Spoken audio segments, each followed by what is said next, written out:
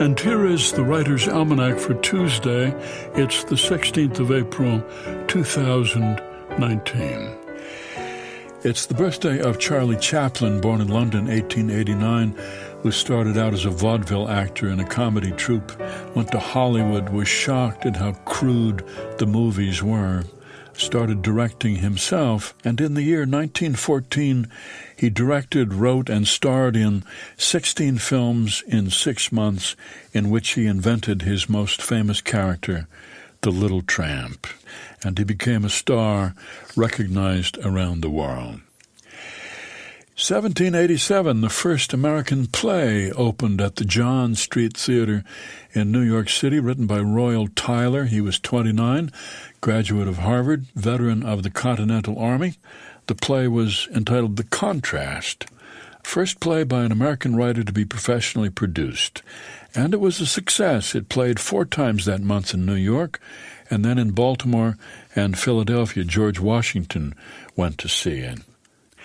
It's the birthday of the children's writer Gertrude Chandler Warner, born in Putnam, Connecticut, 1890.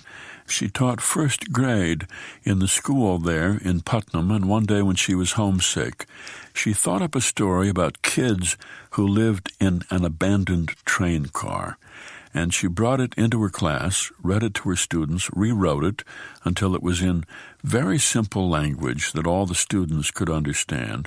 And in 1924, she published it as The Boxcar Children, the story of Henry, Jessie, Violet, and Benny, orphans, who take care of themselves living off the land until they're reunited with their grandfather.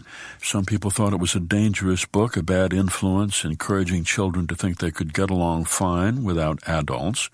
But The Boxcar Children was very popular, and she wrote 18 sequels. She died in 1979. Ghostwriters continued the series, and there now are more than 100 Boxcar Children books. And it was on this day in 1852, Ivan Turgenev was arrested for writing an obituary for Nikolai Gogol, whose name was forbidden to be mentioned in the Russian press.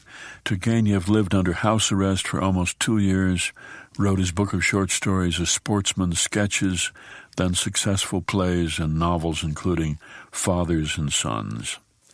It's the birthday of the novelist who wrote, "If you can't annoy somebody, there is little point in writing." Kingsley Amis, born in London, 1922, made it big when he was 32 with his first novel, Lucky Jim, written after a visit to his good friend, the poet Philip Larkin, who worked at University College Leicester. The story of Jim Dixon, a young professor of medieval history, nice university, disgusted by the pretentious academics all around him. Kingsley Amis wrote more than 20 novels, including That Uncertain Feeling, Take a Girl Like You, Ending Up, The Old Devils, a memoir, essays, and several books about drinking. He said, "The human race has not devised any way of dissolving barriers, getting to know the other chap fast, breaking the ice, that is 1/10 as handy and efficient as letting you and the other chap cease to be totally sober at about the same rate in agreeable surroundings." Here's a poem for today by Naomi, Shihab, and I. We did not have drinking water in the middle of the ocean. Essentially, that would be the metaphor for my entire life. I immigrated to the land of the free, but my people weren't free. Tried to speak up, little droplets of words to a tidal wave powering over me. Homeland trampled, ripped in pieces, often by people who weren't there. How dare they? They had their own interests. They couldn't see us. We were tiny as pebbles to them that you push with the toe of your shoe. What kind of people do that? I remember the ship I came to the New World on, how rough it was, stormy sea and sky, deck heaving, people sick on the floors at night, but the size of our stupid hope some mornings as we looked across calm water and thought, now it will be good.